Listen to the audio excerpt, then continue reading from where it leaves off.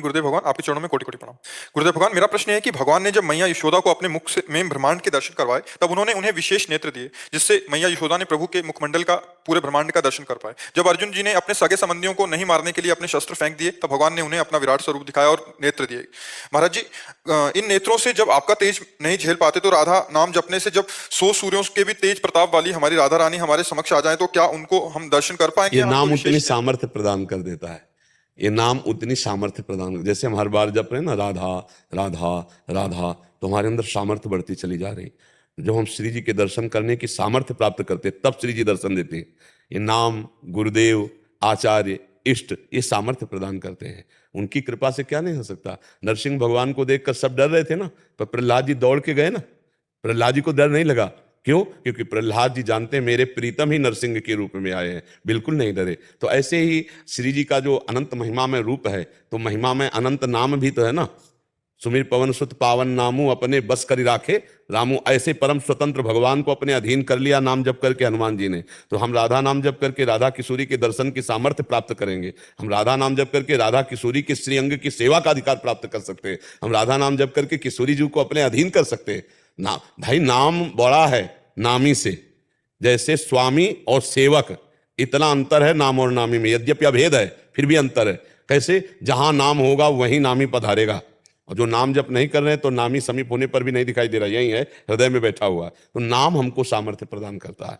नाम भगवान की अमोघ सामर्थ्य है, पक्का समझो। जैसे जैसे नाम जप करोगे, आप में दिव्य दृष्टि आ जाएगी, आप में सब सामर्थ्य आ जाएगी। कभी मांगना नहीं पड़ा है।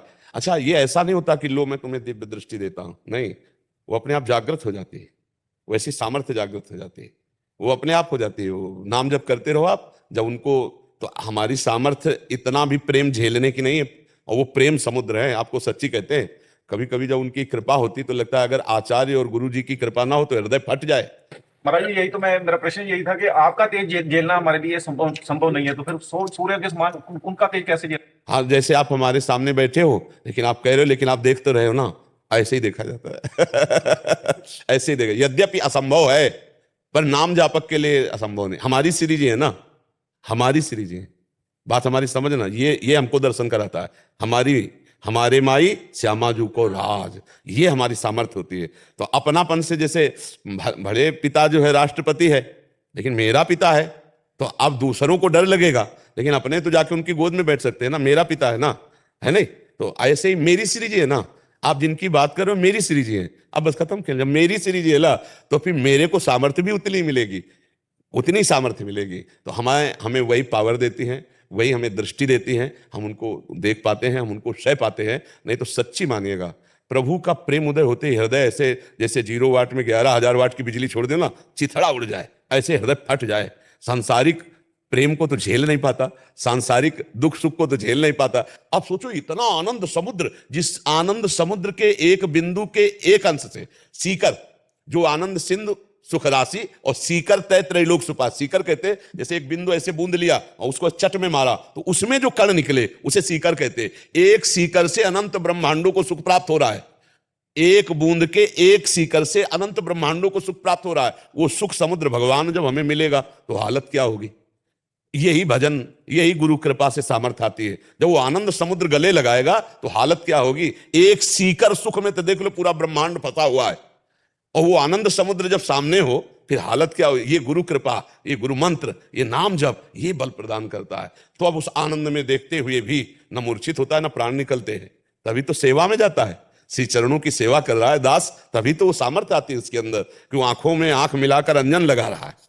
नहीं, जब श्रृंगार करते हैं अपने इष्ट का, तो सब श्रृंगार करने का सौभाग्य मिलता है। दर्शन की तो बात जाने दो, सब सेवा का सौभाग्य प्राप्त होता है रसिकों को। ये नाम मंत्र में बहुत दम है, बहुत सामर्थ्य है। नाम मंत्र कभी निष्फल नहीं होता, अपार सामर्थ्य। और देखो, हम कहीं ना कहीं भूले हैं। जब हम देह भाव में हैं तो हम मनुष्य हैं, लेकिन स्वरूप भाव में देखो तो हम परमात्मा के अंश हैं। नहीं, लेकिन मानते नहीं हम। हाँ, इसीलिए भ्रमित हो चुके हैं। और अब अध्यात्म सुन करके तो पता चली जाएगा, फिर धीरे धीरे मानने लगेंगे। देखो, सुना जाता है, सुनते सुनते जब बहुत बार सुना जाता है, तब मन में आ जाता है। नहीं, बहुत मान रहे हैं, हजारों लोग गलत आचरण छोड़ रहे हैं, गलत नशा छोड़ रहे हैं, तो धीरे धीरे उनको समझ तो आ ही रही है कि यार ये गलत है, ये सही है। तो धीरे धीरे ये भी समझ जाएंगे कि शरीर छूटेगा, यार शरीर तो मैं नहीं हूं, मैं तो अविनाशी हूं। जो मैं जागृत में, वही मैं स्वप्न में, वही मैं सुसुप्त में। तो ये अवस्थाएं तो शरीर के, लेकिन मैं दृष्टा हूं। अगर इतना ज्ञान धीरे धीरे बढ़ जाए तो जीवन मुक्तता की तरफ हम चल दे। तो आप आनंदित रहिए, नाम में बड़ी सामर्थ्य है, वो सब सामर्थ्य दे देंगे। काजल जी, राधे राधे महाराज जी। महाराज जी, आपके चरणों में कोटि कोटि प्रणाम। महाराज जी, मेरी जिंदगी में एक ही परेशानी है, शरीर के संबंधियों की बातें सुनकर मेरे मन में जलन पैदा होती है, जिस कारण मैं राधा नाम की जगह उस इंसान के बारे में सोचकर अपना समय व्यर्थ कर देती हूँ। कृपया महाराज जी मेरा मार्गदर्शन करें कि मैं उस समय में देखो, कैसे- हृदय को आनंदित रखने के लिए राग और द्वेष, अगर अध्यात्म की जगह में आकर यहाँ प्रश्न किया है तो यहाँ आध्यात्मिक उत्तर मिलता है। राग और द्वेष ये दो ही बहुत बड़े बंधन हैं। व्यक्ति, वस्तु, स्थान की अनुकूलता में राग और प्रतिकूलता में द्वेष होता है। चाहे वो वस्तु हो, चाहे व्यक्ति हो, चाहे स्थान हो, पदार्थ हो, जो हमारे अनुकूल होता है उसमें राग हो जाता है, और जो प्रतिकूल होता है द्वेष होता है। और राग द्वेष में फंसने वाला आवागमन चक्र में ही फंसा रहता है। हमें चाहिए कि जिनके प्रति हमारा द्वेष होता है उनमें हम भगवत बुद्धि करें। भगवत बुद्धि के बिना इस द्वेष को मिटाया नहीं जा सकता। जो हमारे प्रति प्रतिकूल व्यवहार करे उसके प्रति भी हम यदि अनुकूल व्यवहार करते हुए भगवत भाव रखें तो हमारा हृदय भगवान की प्राप्ति के योग्य हो जाता है, आनंद की प्राप्ति के योग्य हो जाता है। नहीं तो फिर चिंतन तो उसी का होता है, राग और द्वेष का।